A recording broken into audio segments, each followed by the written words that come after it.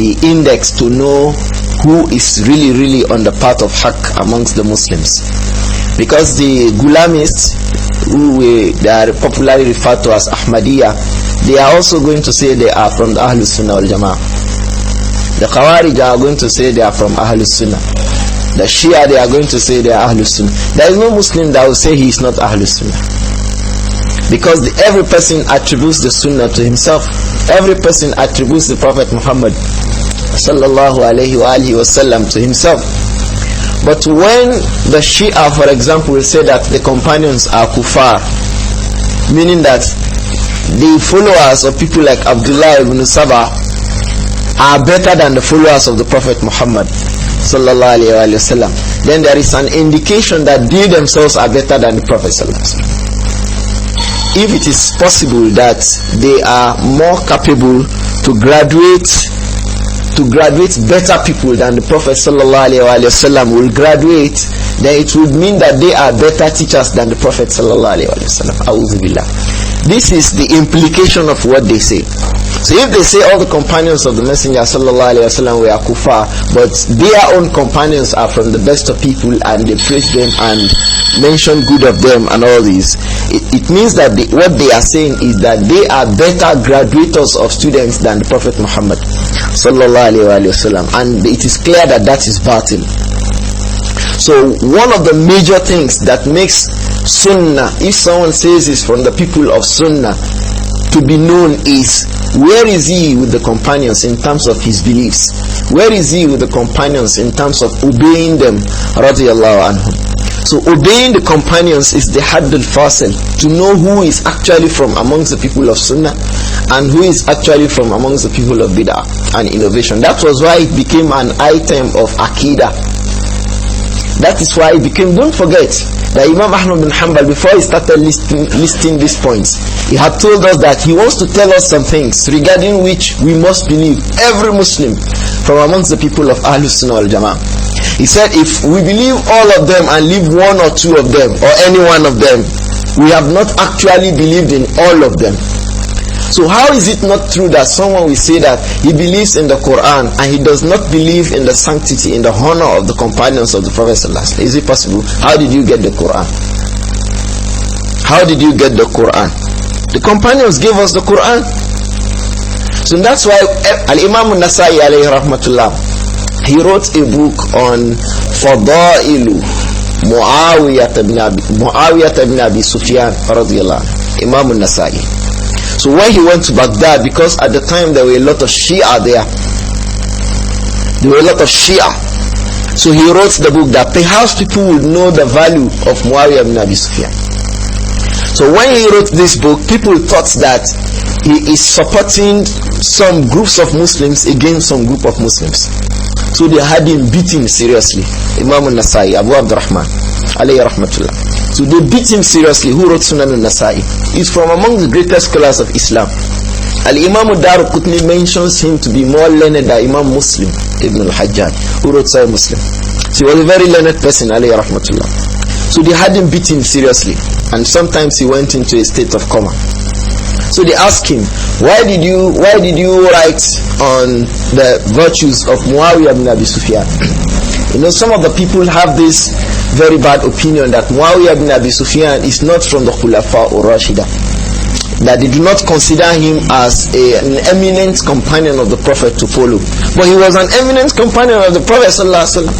Muawiyah ibn Abi Sufyan was from amongst the people who used to write the Quran for the Prophet sallallahu alaihi wasallam. He was from amongst the, he is a katibul wahyi for the Prophet sallallahu alaihi wasallam. He is a writer of revelation for the Messenger sallallahu alaihi wasallam. And his sister was a wife to the Prophet Muhammad sallallahu alaihi wasallam, and amongst so many other things. And Abu Sufyan, his father, also died as a companion of the Prophet sallallahu alaihi wasallam. So he had many fadail that no one can deny.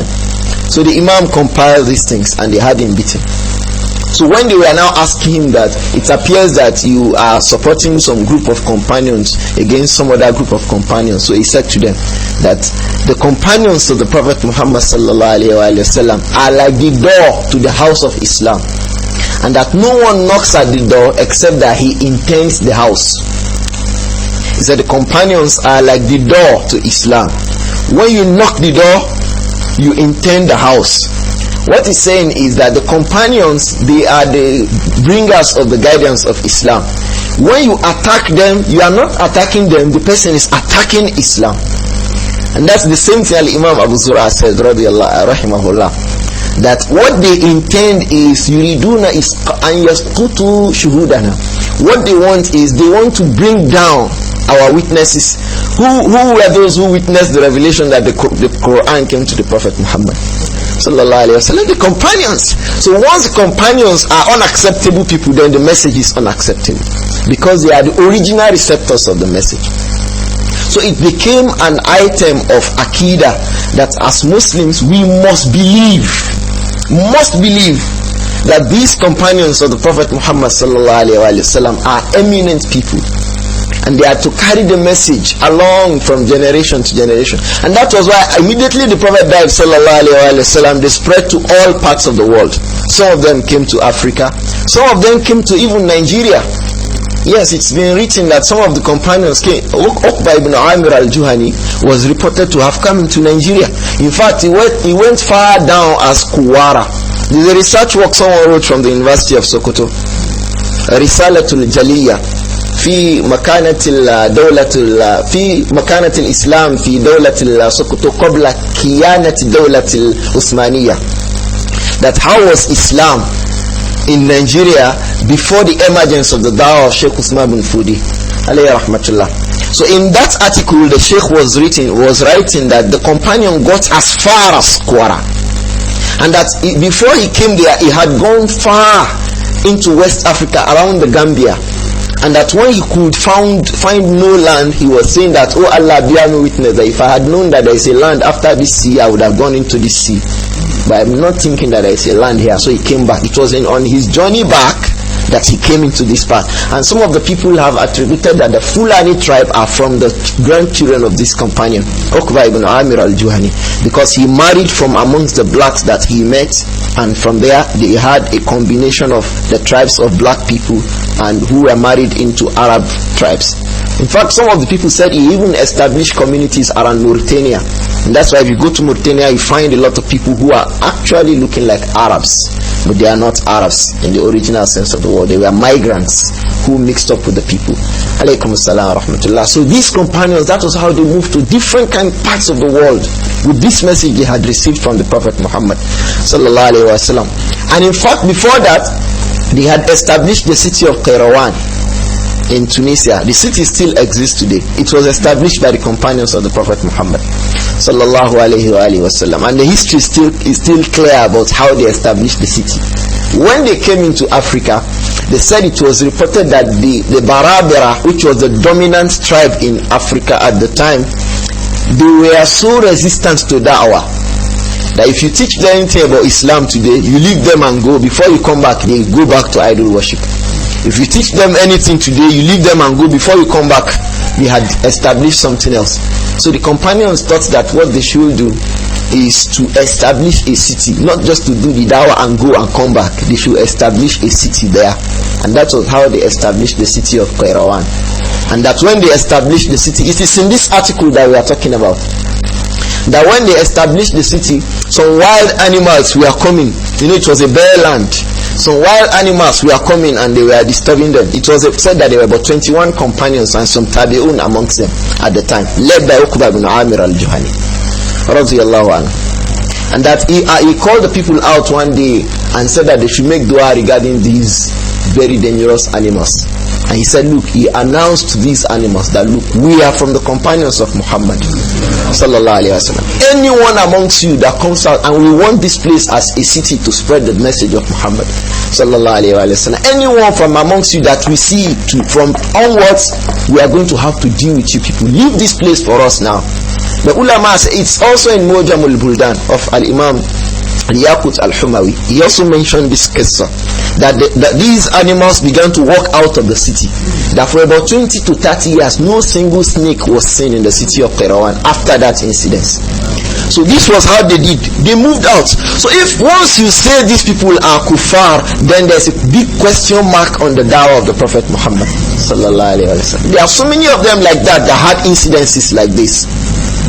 So many of them. Safina, Abu Abdurrahman.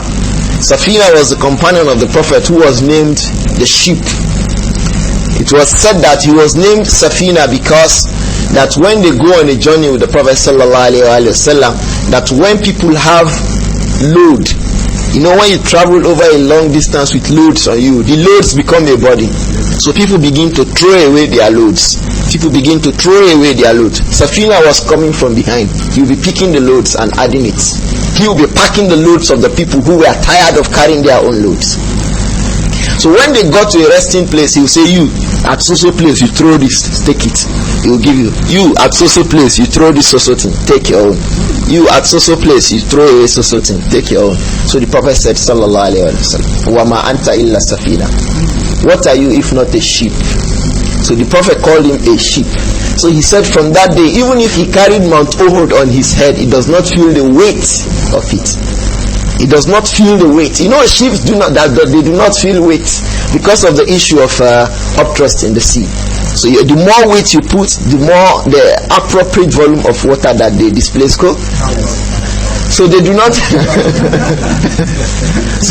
feel the weight. Whatever you put in the ship, they do not feel the weight. He said, if I carry Mount Uhud on my head, I will not feel that I'm carrying anything, because the Prophet called me Safina. So this companion Safina, he said that once he was on da'wah and that he came to a bare land. He does not know the way out of the land. He came to a bare land. He does not know how am I going to get out of this land that I have gotten into. And that as he was praying that Allah guides him on his way out of the land, he said a lion appeared to him. And he said, I said to him, Al-Imam Ibn Kathir reported this qissa. He said, I said to that lion, Ana Safina to Mawla Nabi sallallahu alaihi wasallam. I am Safina, the freed slave of the Prophet Muhammad sallallahu alaihi wasallam. What I want from you is my way out of this place. He said the lion shook its tail and moved. He said, and I followed it until I got my way out of the place. Safina, the Mawla of the Prophet Muhammad sallallahu alaihi wasallam. Some of the ulama said that he was actually a freed slave of Salama radiallahu anha. Some said no, Salama had given him to the Prophet Muhammad sallallahu alaihi wasallam. And it was said regarding him that the day he was freed, it was said to him that you are now free, go. He said no, I can't go. When I'm living inside the household of the Prophet sallallahu alaihi wasallam, you now say I'm now a free slave, I should go. No, even when I'm free, I will still stay here until the Prophet dies sallallahu alaihi wasallam. So he was in that house until the Prophet died. So if you say all these people, once people believe that these people are kuffar, you have destroyed the message of Islam. And that's why Imam Nasai said, anyone who knocks at the door, that the companions were like the door to the house of Islam. Anyone who knocks at the door actually intends the house. He intends to go into the house. So when someone hits at the companions of the Prophet sallallahu alaihi wasallam, he actually intends Islam. And by the time you begin to study and look at the comments and the statements of such persons, you see they are already destroying the deen that they have. So it became an item of Aqidah that the companions must be accepted and believed to be the people of belief and honor and excellence and virtue, as Allah and the Prophet ﷺ had mentioned these people. Radiyallahu anhu.